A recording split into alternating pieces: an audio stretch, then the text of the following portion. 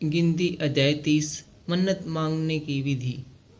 फिर मूसा ने इजरायली गोत्रियों के मुख्य मुख्य पुरुषों से कहा, यहोवा ने यह आज्ञा दी है, जब कोई पुरुष यहोवा की मन्नत माने या अपने आप को वाचा से बांधने के लिए शपथ खाए तो वह अपना वचन न टाले। जो कुछ उसके मुंह से निकला हो उसके अनुसार वह करे। और जब कोई स्त्री अपनी कुंवारी अवस्था में अपने पिता के घर में रहते हुए यहोवा की मन्नत माने या अपने को वाचा में बांधे, तो यदि उसका पिता उसकी मन्नत या उसका यह वचन सुनकर जिससे उसने अपने आप को बांधा हो उससे कुछ न कहे, तब तो उसकी सब मन्नतें सितर रहेंगी। और कोई बंधन क्यों न हो जिससे उसने अपने आप को बांधा हो वह भी सितर रहे। परंतु यदि उसका पिता उसकी बात सुनकर उसी दिन उसको मना करे, तो उसकी मन्नतें या और प्रकार के बंधन जिनसे उसने अपने आप को बांधा हो उनमें से एक भी सितर न रहे। और यहोवा यह जानकर कि उस स्त्री के पिता ने उसे मना किया है, उसका यह पाप क्षमा करेगा। फिर यदि वह पति के अधीन हो और मन्नत माने या बिना सोच विचार किए ऐसा कुछ कहे जिससे वह बंधन में पड़े, और यदि उसका पति सुनकर उस दिन उससे कुछ न कहे, तब तो उसकी मन्नतें सितर रहे। और जिन बंधनों से उसने अपने आप को बांधा हो वह भी सितर रहे।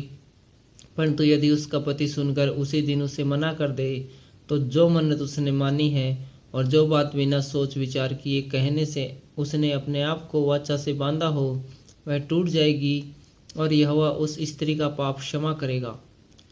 फिर विधवा त्यागी हुई स्त्री की मन्नत या किसी प्रकार की वाचा का बंधन क्यों न हो जिससे उसने अपने आप को बांधा हो, तो वह सितर ही रहे। फिर यदि कोई स्त्री अपने पति के घर में रहते मन्नत माने या शपथ खाकर अपने आप को बांधे और उसका पति सुनकर कुछ न कहे और न उसे मना करे, तब तो उसकी सब मन्नतें सितर रहेंगी। और हर एक बंधन क्यों न हो जिससे उसने अपने आप को बांधा हो वह सितर रहे। परंतु यदि उसका पति उसकी मन्नत आदि सुनकर उसी दिन पूरी रीति से तोड़ दे, तो उसकी मन्नतें आदि जो कुछ उसके मुंह से अपने बंधन के विषय में निकला हो उसमें से एक बात भी सितर न रहे। उसके पति ने सब तोड़ दिया है, इसलिए यहोवा उस स्त्री का पाप क्षमा करेगा।